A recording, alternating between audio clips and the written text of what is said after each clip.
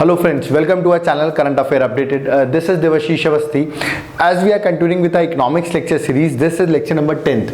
तो आपको याद होगा in the previous lecture we have done the qualitative and quantitative tools जिसमें हमने ट्रेडिशनल मेथड्स मैंने आपको बताया था वो हमने डेल्ट कर लिया था। आज हम स्टार्ट करेंगे नॉन ट्रेडिशनल मेथड्स। कहने का मतलब जब ट्रेडिशनल मेथड्स फेल हो जाते हैं, आरबीआई उससे कंट्रोल नहीं कर पाती मनी सप्लाई, तो नॉन ट्रेडिशनल मेथड्स यूज किए जाते हैं। और इकोनॉमिक सर्वे में इस टाइम पर न्यूज़ में भी था, लास्ट टाइम इसको यूज भी किया गया है। तो चलिए हम स्टार्ट करते हैं अपना non traditional method of monetary policy. ठीक है, तो देखिए सबसे पहले इसमें लिखा मैंने हेलीकॉप्टर हूवर। ठीक है, ये हेलीकॉप्टर हूवर क्या होता है पहले तो आप ये देख लीजिए। फॉर एग्जांपल मान लीजिए कि एक कंडीशन में दे रहा हूं कि इन्फ्लेशन बहुत ज्यादा है। ठीक है, किसी कंट्री में इन्फ्लेशन बहुत ज्यादा है, लेट अस सपोज इंडिया में ही इन्फ्लेशन बहुत ज्यादा है। ठीक है, मतलब महंगाई बहुत ज्यादा है। तो क्या होगा, in this process it can take money just not from banking system but from the whole system. कहने का मतलब यहां पर कुछ ऐसे डिसीजंस लिए जाएंगे कि जबकि अपन ने जब याद होगा अपन को when we dealt with traditional methods, तो हम किससे पैसे रेगुलेट कर रहे थे? बैंकिंग से। हम बैंकिंग के रेट्स बढ़ा रहे थे, घटा रहे थे, उससे बैंक को इंपैक्ट हो रहा था और बैंक को इंपैक्ट हो रहा था तो पब्लिक को इंपैक्ट हो रहा था। यहां पर हेलीकॉप्टर हूवर का मतलब होता है सिर्फ बैंकिंग से पैसा नहीं निकालना है या बैंकिंग को मतलब बैंकिंग से पैसे बस नहीं लेने, यहां पर और किससे लेने? पब्लिक से भी ले लेने। कहने का मतलब in this process it can take money not just from banking system but also from the whole of the economy. इसका एग्जाम्पल क्या होगा? सबसे बेस्ट एग्जाम्पल जो अभी हुआ था दैट इज डीमोनेटाइजेशन। तो demonetisation is a example of what? Is a example of helicopter hoover. जैसे आपने देखा होगा जब डीमोनेटाइजेशन हुआ उस टाइम पे इन्फ्लेशन भी इंडिया में बहुत ज्यादा रिड्यूस हो गया था। ठीक है, क्योंकि हमने लोगों की डिमांड ही कम कर दी, लोगों के पैसे ही हमने कह दिया कि 500,000 के जो नोट्स हैं वो लीगल टेंडर नहीं रहे, तो लोगों की लॉजिकल पैसे नहीं रहे। तो उससे क्या हुआ?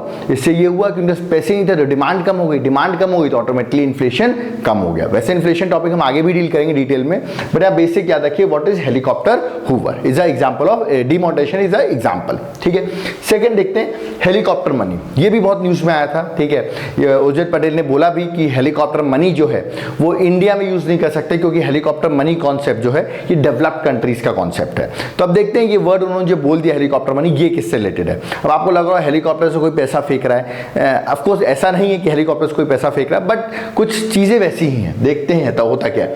पहली बात, इसको प्रोपाउंड किसने किया था, किसने वर्ड रखा था हेलीकॉप्टर मनी? याद रखिएगा यूएस के इकोनॉमिस्ट थे। ठीक है, मिल्टन फ्रीडमैन, याद रखिएगा मिल्टन फ्रीडमैन ने ये कॉन्सेप्ट प्रोपाउंड किया था दैट इज हेलीकॉप्टर मनी। इसमें होता क्या है देखिए, लेट अस सपोज किसी कंट्री में डिफ्लेशन है। जैसे इन्फ्लेशन मतलब बहुत महंगाई है, ठीक है, मतलब लोगों की बहुत ज्यादा डिमांड आ रही हो, ऐसा कुछ करके। डिफ्लेशन मतलब लोगों की डिमांड नहीं हो, लोगों के पास पैसे ही नहीं है फॉर एग्जांपल। ठीक है, जब पैसे नहीं तो लोग डिमांड कैसे करेंगे? तो किसी कंट्री में मान लेते हैं अपन डिफ्लेशन है, लोगों के पास डिमांड ही नहीं है। ठीक है, तो अब सेंट्रल गवर्नमेंट क्या करेगी? देखिए, ठीक है, यहां पे सेंट्रल गवर्नमेंट क्या कहेगी? अपनी गवर्नमेंट सिक्योरिटीज, ठीक है, आरबीआई को देगी। ठीक है, और आरबीआई को एक गवर्नमेंट सिक्योरिटीज देगी जिसमें गवर्नमेंट सिक्योरिटीज जब आरबीआई परचेज करेगी तो आरबीआई को रिटर्न सेंट्रल बैंक को क्या देना पड़ेगा? पैसा देना पड़ेगा, ऑफ कोर्स मनी देना पड़ेगा, है ना। लेकिन खास बात यहां पर यह हेलीकॉप्टर मनी में कि याद रखिएगा जब आरबीआई जब इसको गवर्नमेंट सिक्योरिटी मिली और इसने उसको क्या दे दिया? मनी रिटर्न कर दिया। बदले में जो गवर्नमेंट सिक्योरिटी है वो आरबीआई डिस्ट्रॉय कर देगी। कहने का मतलब गवर्नमेंट सिक्योरिटी दी है इन्होंने तो लॉजिकल है इसके मतलब ये बाद में गवर्नमेंट सिक्योरिटी लेके सेंट्रल गवर्नमेंट से पैसे ले सकती है कि नहीं? बट ऐसा नहीं कर सकती। क्यों? क्योंकि वो गवर्नमेंट सिक्योरिटी को क्या कर देगी? डिस्ट्रॉय कर देगी। तो इससे फायदा किसको हुआ? इन्होंने एक तरीके से एक पेपर दिया गवर्नमेंट सिक्योरिटी का, पैसे भी ले लिए और गवर्नमेंट सिक्योरिटी भी इन्होंने डिस्ट्रॉय कर दी। मतलब पैसा किसको मिल गया? यहाँ पर सेंट्रल गवर्नमेंट को। एक फ्रेश मनी मिल गया कि नहीं? ज्यादा पैसा मिल गया कि नहीं? अब वो फ्रेश मनी को क्या करेगी? जो मनी मिला है उसको government will spend that money, जो उसको पैसा मिला है। ठीक है, ठीक है, तो एक तरीके से। और डिस्ट्रीब्यूशन भी कैसे करेगी? ऐसे नहीं कि बैंकिंग सिस्टम के थ्रू डिस्ट्रीब्यूशन करेगी, डायरेक्टली गवर्नमेंट पैसे देगी लोगों को। मतलब एक तरीके से कहते हैं हेलीकॉप्टर जा रहा है और ऊपर से लोगों को पैसे फेंक रहा है, इसलिए इसको हेलीकॉप्टर मनी कहते हैं। क्योंकि यहां पर जो पैसा डिस्ट्रीब्यूट करेगी government, distribution of money without use of banking system, कोई बैंकिंग सिस्टम से नहीं, मतलब घर जा जाके एक तरीके से पैसा देना। ठीक है, लेकिन ये इंडिया में ये सिस्टम प्रैक्टिकली पॉसिबल नहीं है। आप समझ रहे होंगे प्रैक्टिकल पॉसिबल नहीं है। ठीक है, बट इसको हम कहते हैं हेलीकॉप्टर मनी। तो इस तरह हेलीकॉप्टर मनी लोगों को मिलता है बाय गवर्नमेंट, फ्री में गवर्नमेंट पैसा बांटती है without using any banking system. ठीक है, चलिए नेक्स्ट हम आते हैं जो थर्ड नॉन ट्रेडिशनल टूल्स है। ठीक है, और लेकिन ये बात है क्यों दिया पैसा? पैसा देंगे तो लॉजिकल लोगों की डिमांड बढ़ेगी कि नहीं? जो डिफ्लेशन था वो कंट्रोल हो जाएगा, लोगों के हाथ में पैसा आ गया, सरकार ने फ्री में पैसे बांट दिए तो सर लोग की डिमांड बढ़ जाएगी तो डिफ्लेशन कंट्रोल हो जाएगा। तो ये एक तरीका है ध्यान रखिएगा नॉन ट्रेडिशनल टूल्स का, ठीक है। थर्ड जो है वो है नेगेटिव इंटरेस्ट रेट। अभी नाम से पता चला नेगेटिव इंटरेस्ट रेट, ये दो टाइप के इसको लगाया जाता है। पहला होता है they are imposed by commercial bank, second they are imposed by central bank. कहने का सेंट्रल बैंक मतलब RBI, reserve bank of India for example, किसी भी कंट्री का central bank, for example India का आरबीआई है, ठीक है। तो देखिए अगर मान लीजिए आप बैंक में पैसा जमा करते हैं तो आपको इंटरेस्ट मिलता है कि नहीं मिलता है, मतलब आप इसलिए तो पैसा जमा करते हैं, आपको इंटरेस्ट मिलता है। लेकिन अगर ऐसा हो कि अगर आप बैंक में पैसा जमा करें, डिपॉजिट करें और आपको इंटरेस्ट ना मिलके आपके पैसे काट लिए जाएं, इसको कहते हैं नेगेटिव इंटरेस्ट रेट। कहने का मतलब deposits are not paid interest, मतलब डिपॉजिट करने पे आपको इंटरेस्ट नहीं मिलेगा, but the some part is deducted, ठीक है। जैसे एग्जांपल स्विट्जरलैंड, इंडिया में तो ऐसा नहीं है बट स्विट्जरलैंड में ऐसा है, ठीक है। तो याद रखिएगा नेगेटिव इंटरेस्ट मतलब बैंक में अगर हम पैसा जमा करेंगे तो हमारा मनी डिडक्ट हो जाएगा। जबकि इंपोज बाय सेंट्रल बैंक, इसमें क्या होगा, अगर कोई बैंक जाकर सेंट्रल बैंक में मतलब आरबीआई में पैसा जमा करेगा तो उसको भी इंटरेस्ट मिलना चाहिए, बट यहां पर क्या होगा, उसका भी कुछ पार्ट डिपॉजिट्स का क्या होगा, कट कर लेगा सेंट्रल बैंक। ये एग्जांपल है, जापान में ऐसा होता है, ठीक है। तो मैंने आपको दो एग्जांपल्स बताए किस तरह नेगेटिव इंटरेस्ट रेट का यूज होता है। इंडिया में ये नहीं है, बट याद रखिएगा these are what, these are non traditional tools of monetary policy, ठीक है। चलिए आगे बढ़ते हैं। नेक्स्ट बहुत इंपॉर्टेंट टॉपिक ऑलरेडी एग्जाम में आ चुका है, that is monetary policy committee, ठीक है। अभी मॉनेटरी पॉलिसी कमिटी बता दूं 2016 में बनाई गई थी।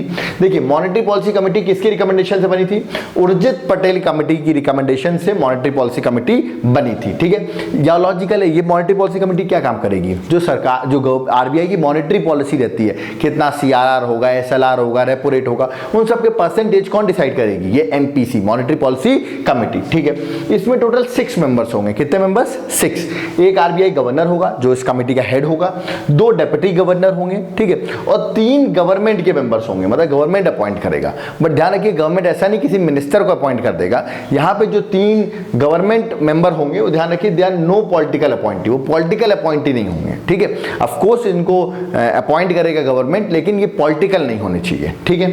फिर they are headed by whom, RBI governor, याद रखिएगा, ठीक है। इसमें खास बात ये है, पहले क्या होता था, पहले एमपीसी नहीं थी तो कौन बनाता था, सीआरआर एसएलआर कौन डिसाइड करेगा, पहले टेक्निकल एडवाइजरी कमेटी होती थी, ठीक है। उसमें आरबीआई गवर्नर रहता, उसका वीटो पावर रहता था। क्या मतलब मान लो कि सब लोगों ने मिलकर बोला कि सीआरआर जो है भाई 5% का देते हैं, तो आरबीआई गवर्नर को पसंद नहीं आया, उसने बोल दिया मैं वीटो मारता हूं, नहीं होगा 5%, तो बात खत्म हो जाती थी। बट मॉनेटरी पॉलिसी कमेटी में ऐसा कोई वीटो पावर नहीं दिया गया है, मतलब कोई भी वीटो पावर आरबीआई गवर्नर को नहीं है। बट हाँ अगर मान लो 6 लोग हैं और 3-3 के बीच में टाई हो गया किसी रेट को लेके, तो यहां पर एक कास्टिंग वोट एक तरीके से किसको दिया, आरबीआई गवर्नर को। मतलब अगर टाई होता है, 6 लोगों का टाई हो सकता है, then RBI governor has a power to solve that issue, मतलब उस टाइम पर आरबीआई गवर्नर यूज कर सकता है अपना कास्टिंग वोट को। याद होगा कास्टिंग वोट स्पीकर के पास भी रहता है जब वोट टाई होता है, वैसे ही कुछ यहां पर है, ठीक है। तो यार कि मॉनेटरी पॉलिसी कमेटी स्टैब्लिश की गई है, ठीक है। इसमें ऑफ कोर्स गवर्नमेंट की भी मेंबर्स हैं। इससे फायदा ये है कि आपको भी पता है मॉनेटरी पॉलिसी कमेटी, ये हमेशा आपको पता होगा अगर महंगाई इन्फ्लेशन को कंट्रोल करना है तो 2 लोग कंट्रोल कर सकते हैं, एक तो है मॉनेटरी पॉलिसी जो अपनी आती है मॉनेटरी पॉलिसी उसकी, दूसरी है fiscal policy. Monetary policy RBI बनाती है, फिस्कल पॉलिसी जो अभी अब आगे पढ़ेंगे अपन दैट इज बजटिंग, ये सरकार बनाती है, और दोनों ही मिलके ध्यान रखिएगा इन्फ्लेशन को कंट्रोल कर सकते हैं। लेकिन यहां पर क्या था, पहले क्या था, सिर्फ आरबीआई के हाथ में ही सब कुछ था, वही सब कुछ डिसाइड करती थी क्या रेट होंगे। तो यहां पर अब गवर्नमेंट और आरबीआई मिलके काम कर रही है, इसलिए it's a positive, monetary policy committee is a positive concept, ठीक है। चलिए आगे बढ़ते हैं हम। नेक्स्ट जो आज का टॉपिक हमारा वो है एक्सचेंज रेट सिस्टम।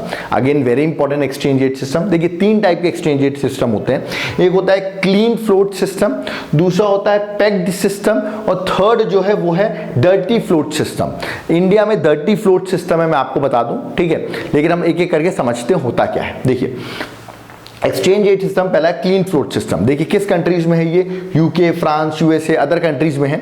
इसका मतलब यहां पे होता है कि जो सेंट्रल बैंक है उस कंट्री का, ठीक है, वो यहां पर कोई भी कंट्रोल नहीं करता है कि एक्सचेंज रेट क्या रेट्स होंगे, ठीक है। मतलब एक्सचेंज रेट क्या होंगे वो डिसाइड नहीं करता है, ठीक है। एक्सचेंज रेट कहने का मतलब जैसे $1 का आपको कितने रुपए मिलता है, फॉर एग्जांपल 70 रुपीज मिलता है, मैं एग्जांपल दे रहा हूं, ठीक है। तो ये 70 रुपए कैसे डिसाइड हुआ कि $1 का आपको 70 रुपए मिलेगा, ठीक है।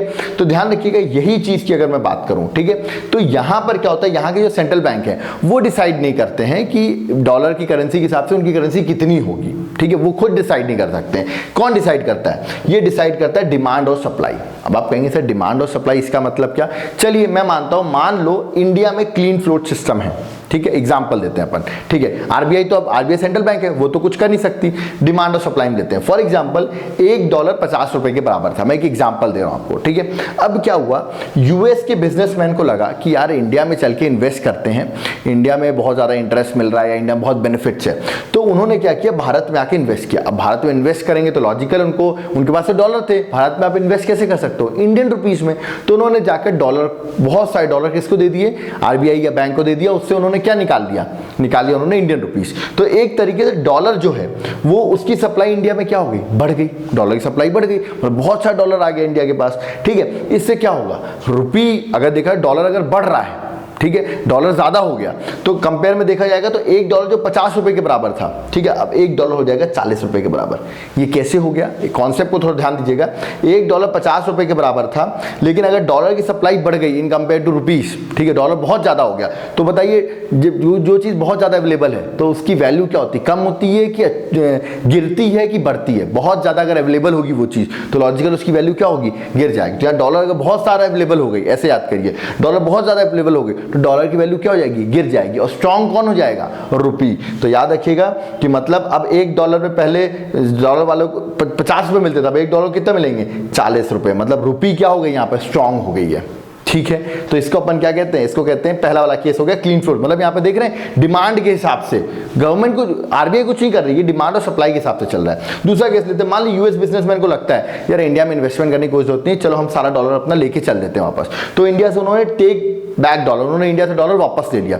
इससे क्या होगा, इंडिया में डॉलर क्या हो जाएगी, बढ़ेगी घटेगी, कम हो जाएगी। डॉलर आप ले गए, अब डॉलर ले गए तो ये देखिए इंडिया में डॉलर ज्यादा है कि कम है, कम हो गई। जब कम हो गई तो उसकी वैल्यू बढ़ती है उस चीज की। तो $1 जो पहले $50 का था, अब $1 कितने का हो जाएगा, ₹60 का, ठीक है। तो आप डॉलर क्योंकि अब बढ़े आएगा, डॉलर की वैल्यू बढ़ गई है ना, और रुपये की वैल्यू गिर गई। देखिए गिर रही है कि नहीं गिर रही, पहले $50 मिलता था, अब ₹60 देना पड़ रहा है, तब $1 मिल रहा है। तो आप यहाँ पर देख रहे हैं क्लीन फ्लोट सिस्टम है, गवर्नमेंट कुछ नहीं कर रही है, सॉरी आरबीआई कुछ नहीं कर रही है, सेंट्रल बैंक कुछ नहीं कर रहा है, कौन कर रहा है, it is depend upon demand and supply, ठीक है। चलिए अब हम आते हैं पेग्ड सिस्टम में, ठीक है। मैं सही बताऊं, पेग्ड सिस्टम बिफोर 1991 इंडिया में पेग्ड एक्सचेंज रेट सिस्टम ही था, चाइना में तो अभी भी है। इसका मतलब क्या होता है, यहां पर $1 कितने रुपए के बराबर होगा। फॉर एग्जाम्पल इंडिया में 1991 के पहले की बात करें तो $1 कितने रुपए के बराबर होगा, ये डिसाइड करेगी स्टेट, दैट इज गवर्नमेंट, ठीक है। तो यार कि complete control of state over the currency, मतलब वो डिसाइड करेगी कितना $1 का रुपए होगा, ठीक है। तो इंडिया में ऐसा नहीं है, हम कंट्रोल नहीं करते हैं, ठीक है। पहले 1991 से पहले कंट्रोल करते थे, ठीक है। अब अपने यहां डर्टी फ्लोट सिस्टम, ये वर्ड डर्टी क्यों लगाया, फ्लोट सिस्टम तो ठीक है समझ में आया, फ्री फ्लो था, डर्टी वर्ड क्यों यूज किया बताता हूं मैं आपको। इंडिया आफ्टर 1991, इंडिया में अभी यही चल रहा है, इसको मैनेज फ्लोटिंग सिस्टम भी कहते हैं या डर्टी फ्लोट सिस्टम भी कहते हैं। इसमें क्या होता है, of course left on demand and supply, हम डिमांड और सप्लाई के अकॉर्डिंग ही एक्सचेंज रेट डिसाइड करते हैं। बट आरबीआई क्या सोचती है, एक उसकी एक साइकोलॉजिकल रेंज है कि $1 75 से ऊपर नहीं होना चाहिए फॉर एग्जांपल, और अगर वो 75 से ऊपर हुआ तो आरबीआई इंटरफेयर करेगी। और याद रखिएगा $1 अगर 75 से ऊपर हो रहा है तो उसको कम करने की कोशिश करेगी। मतलब उनकी जो साइकोलॉजिकल रेंज है, ठीक है, उसके अकॉर्डिंग अगर कोई डिस्टर्बेंस हुआ तो आरबीआई इंटरफेयर करेगी। तो आप देख सकते हैं वैसे तो डिमांड और सप्लाई के हिसाब से चल रहा है, but if a country breaks a psychological range, जो उनकी साइकोलॉजिकल रेंज होगी आरबीआई की, इतना डॉलर इतना होना चाहिए, then they will interfere by state. मतलब स्टेट का इंटरफेयर करना मतलब ऑफ कोर्स आरबीआई का इंटरफेयर करना, आरबीआई उस पर इंटरफेयर करेगी, ठीक है। तो इंडिया में यही है डर्टी फ्लोट सिस्टम, ठीक है, मतलब कंट्रोल्ड भी है ना, और फ्री फ्लो भी है, ठीक है, इसलिए इसको डर्टी फ्लोट सिस्टम कहते हैं, ठीक है। अब दो कॉमन टर्म्स हैं, इसको अपन डिस्कस कर लेते हैं। एक होता है एप्रिसिएशन, एक होता है डेप्रिसिएशन। एप्रिशिएट हो रही है हमारी करेंसी या डेप्रिशिएट हो रही है हमारी करेंसी, इसका मतलब क्या और इसका इंपैक्ट क्या है, तो इसको देख लेते हैं। देखिए एप्रिसिएशन एंड देयर इंपैक्ट। एक बात याद रखिए, अगर इंडिया में इनफ्लो ऑफ डॉलर बढ़ जाता है, मतलब इंडिया में डॉलर बढ़ जाता है, तो उसको हम कहते हैं एप्रिसिएशन, और इसका ही उल्टा होता है डेप्रिसिएशन। मतलब इंडिया से आउटफ्लो ऑफ डॉलर बढ़ जाता है, मतलब इंडिया से पैसा डॉलर बाहर ज्यादा जाने लगता है, तो उसको कहते हैं हम डेप्रिसिएशन। पहले बेसिक कॉन्सेप्ट आप याद रखिए। देखिए एप्रिसिएशन मतलब इनफ्लो ऑफ डॉलर इकोनॉमी में बढ़ गया, इंडिया में बढ़ गया। तो बताइए अगर इंडिया में डॉलर बहुत ज्यादा आ गया, ठीक है, जैसे उसमें पढ़ा था भी अपन ने, डॉलर ज्यादा आ गया तो क्या होगा बताओ। पहले मान लो $1 50 के बराबर था, एक एग्जांपल दे रहा हूं मैं आपको, और डॉलर बहुत ज्यादा आ गया इंडिया में, डॉलर ज्यादा आ गया तो आपको ये तो दिमाग में होगा सर डॉलर बहुत ज्यादा पड़ा हुआ है तो डॉलर की वैल्यू क्या हो जाएगी, कम हो जाएगी, ठीक है, रुपी स्ट्रांग हो जाएगा क्योंकि भाई डॉलर बहुत ज़्यादा जो चीज़ होती है उसकी अगर देखें महत्वता अगर देखा तो कम हो जाती है। तो $1.50 का था, अब कितना हो गया, $1 कितने का हो गया, ₹40 का हो गया। मतलब देख रहे हैं डॉलर की वैल्यू क्या हो रही है, कम हो रही है क्योंकि डॉलर बढ़ रहा है। इससे फायदा क्या होगा या इससे घाटा क्या होगा, इसका इंपैक्ट क्या होगा, तो इंपैक्ट देख लेते हैं। देखिए लेट अस सपोज आपको $2 किसी को देने थे, ठीक है, मतलब कितने रुपए देने थे, पहले ₹100 देने थे किसी को, अब वो $1 ₹40 का हो गया, तो बताइए अब आपको उसको कितने रुपए देने पड़ेंगे, ₹80। तो बताइए यार ये कहोगे यार ये सही है, अगर किसी बाहर वाले व्यक्ति को, क्योंकि डॉलर में आप बाहर वाले को दोगे, तो इसका मतलब अगर किसी से इंपोर्ट मतलब बाहर से अगर कुछ मंगाते हैं तो सस्ता होगा कि महंगा होगा, वो हो जाएगा सस्ता, तो इंपोर्ट अपना हो जाएगा चीपर, ठीक है। अब अगर बात करते हैं उल्टा, मतलब मान लीजिए आपको किसी को फॉर एग्जांपल $3 पहले बाहर सामान मंगाया आपने, तो आपको इंपोर्ट सस्ता पड़ा कि नहीं पड़ा, क्योंकि पहले ₹80 पहले ₹100 देना था, अब ₹80 देना है। अब यही मान लीजिए आपको बाहर भेजना है कोई सामान अपना, आपका मान लीजिए आपने एक कुर्सी बनाई, उस कुर्सी का कॉस्ट आपने सोचा कि यार मैं इस कुर्सी का कॉस्ट रखूंगा $2, बाहर बेचना है मुझे तो $2 मैं इसका कॉस्ट रखूंगा। आप बाहर बेचने गए इस कुर्सी को, ठीक है, तो मतलब आपने $2 सोचा था, ₹100 मिलेंगे मुझे, लेकिन डॉलर की वैल्यू क्या हो गई, ₹40। तो आपको कुर्सी का जो $2 मिलना था, $2 तो मिलेंगे, लेकिन जब इंडिया में आके उसको कैश कराएंगे तो आपको कितने रुपए मिलेंगे, ₹80। तो कहोगे यार मैं अपना बाहर गुड्स क्यों बेचा मैंने, एक्सपोर्ट तो मुझे क्या हो गया, महंगा पड़ गया। तो एक्सपोर्ट क्या हो जाता है, कॉस्टली हो जाता है, जबकि इंपोर्ट क्या हो जाता है, चीपर। और एफडीआई पे क्या इंपैक्ट पड़ेगा, मतलब फॉरेन डायरेक्ट इन्वेस्टमेंट, बाहर से जो इन्वेस्टमेंट करते हैं, है ना, वो भी सफर करेंगे। क्यों, पहले मान लो वो $10 लेके आए, तो उन्होंने कहा इंडिया में फॉर एग्जांपल ₹100 लगने हैं, उनको लगा ₹100 लगना है, तो $2 वो लेके आए, उन्होंने कहा $2 इन्वेस्ट करेंगे, ₹100 में काम हो जाएगा। उन्हें पता चला कि $1 ₹40 का हो गया, अब क्या $2 में काम होगा उनका, नहीं, ₹80 होते हैं ये, तो क्या कहेंगे और डॉलर देना पड़ेगा, तो कहेंगे यार महंगा है इंडिया, तो इंडिया में नहीं आएंगे, तो एफडीआई विल सफर, ठीक है। तो ये आप समझ गए। इसका जस्ट अपोजिट जो है वो होता है डेप्रिसिएशन, ठीक है। डेप्रिसिएशन में क्या होता है, outflow of dollar in the economy is high, मतलब आउटफ्लो ज्यादा हो जाता है, ठीक है। याद रखिएगा डॉलर का आउटफ्लो ज्यादा हो गया, मतलब बाहर जाने लगा पैसा ज्यादा। इससे क्या मतलब $1 कम हो गया, तो बताइए $1 पहले ₹50 का था, अब $1 कितना हो गया, डॉलर कम हो गया, तो डॉलर की वैल्यू बढ़ जाएगी, तो $1 हो गया ₹60 के बराबर, ठीक है। याद रखिएगा मतलब डॉलर मजबूत हो गया, रुपए कमजोर हो गया यहाँ पर, ठीक है। अब इसका इंपैक्ट क्या होगा, जस्ट उल्टा इंपैक्ट, ध्यान रखिए जो वहां पे इंपैक्ट था उसका जस्ट अपोजिट यहाँ पे इंपैक्ट होगा, है ना। याद रखिए $1.50 का $1.60 का, तो जो मैंने प्रीवियस एग्जांपल दिया उसको वापस आप यहाँ पर काउंट डाउन करिए, तो आपको ये जस्ट उल्टा दिखेगा, मतलब एक्सपोर्ट क्या हो जाएगा, चीपर, इंपोर्ट क्या हो जाएगा, कॉस्टलियर, और एफडीआई क्या हो जाएगा, बढ़ जाएगा। इसका मैं छोटा सा एग्जांपल देता हूँ, इंपोर्ट वाला आपको बता देता हूँ। लेट अस सपोज आपको बाहर से आपने कोई गुड्स मंगाए बाहर से, आपको $2 पे करने थे उसके, मतलब आपको पहले कितने पे करने थे, ₹100, ठीक है। अब वो आया गुड्स $2 पे करने थे, अब आपको कितने पड़ने पड़ेंगे, अब ₹60 के $120। तो यार आपको हो गया बाहर से गुड्स मंगाना महंगा है कि नहीं महंगा है, तो इंपोर्ट क्या हो जाएगा, कॉस्टलियर। बिल्कुल सेम एक्सपोर्ट और एफडीआई अपन देख सकते हैं, ठीक है। नेक्स्ट जो टॉपिक है वो मार्केट स्टेबलाइजेशन स्कीम। याद रखिएगा ये 2004 में इंट्रोड्यूस की गई थी, बहुत सिंपल सा कॉन्सेप्ट है। मान लीजिए मार्केट में बहुत ज्यादा पैसा है, तो आरबीआई क्या करती है, उस पैसे को मार्केट से उस पैसे को आरबीआई निकाल लेती है। कैसे निकालती है, आरबीआई क्या करती है, जो एक्सेस लिक्विडिटी है वो मार्केट से निकालती है, कैसे, गवर्नमेंट सिक्योरिटीज बेच के। वो गवर्नमेंट सिक्योरिटी बेचेगी, लोग उस गवर्नमेंट सिक्योरिटीज को परचेज करेंगे और आरबीआई को रिटर्न में क्या मिल जाएगा, पैसा मिल जाएगा, ठीक है। तो इससे लोगों के हाथ में जो पैसा होगा किसके हाथ में आ जाएगा, आरबीआई के हाथ में। खास बात याद रखिएगा, जो गवर्नमेंट सिक्योरिटीज बेचती है उसको हम कहते हैं मार्केट स्टेबलाइजेशन बॉन्ड्स, ठीक है। और जो पैसा आ जाएगा किसके पास, आरबीआई के पास, गवर्नमेंट सिक्योरिटी बेच के, ये बात याद रखिएगा, वो मनी सिर्फ आरबीआई के पास ही रहेगा। वो पैसा ध्यान रखिएगा गवर्नमेंट को नहीं दिया जाता है, ठीक है, वो आरबीआई के पास ही रहेगा। और इंटरेस्ट ऑफकोर्स जो लोगों ने ऑफकोर्स गवर्नमेंट सिक्योरिटीज खरीदी होंगी, बॉन्ड्स खरीदे होंगे, उनको इंटरेस्ट मिलेगा, बट याद रखिएगा ये जो है ये गवर्नमेंट के पास नहीं जाता है पैसा। तो ये न्यूज में क्यों है, वैसे तो 2004 का कॉन्सेप्ट है, एक्चुअली डिमोनेटाइजेशन होने के बाद ये आरबीआई ने यूज किया था एक्सेस लिक्विडिटी निकालने के लिए, तो उस टाइम पे मार्केट स्टेबलाइजेशन स्कीम न्यूज में आई थी, ठीक है। तो यहां पर हमारा मॉनेटरी पॉलिसी का चैप्टर खत्म हो चुका है, we have done all the topics. अब हम अपना नेक्स्ट चैप्टर स्टार्ट करेंगे, नेक्स्ट टॉपिक स्टार्ट करेंगे जो होगा fiscal system and budgeting and taxation, ठीक है। अगर आपको हमारे ये आप देख सकते हैं अगला fiscal system and budgeting and taxation का बहुत इंपॉर्टेंट टॉपिक है। अगर आपको हमारा वीडियो अच्छा लग रहा है आप इसको लाइक सब्सक्राइब शेयर जरूर करें, और अगर आप इसके हैंड रिटन नोट्स चाहते हैं तो आप नीचे दिए गए नंबर पे कांटेक्ट कर सकते हैं, और कमेंट जरूर करें, क्योंकि आप कमेंट करेंगे तो हम इस सीरीज को आगे कंटिन्यू रखेंगे। Thank you.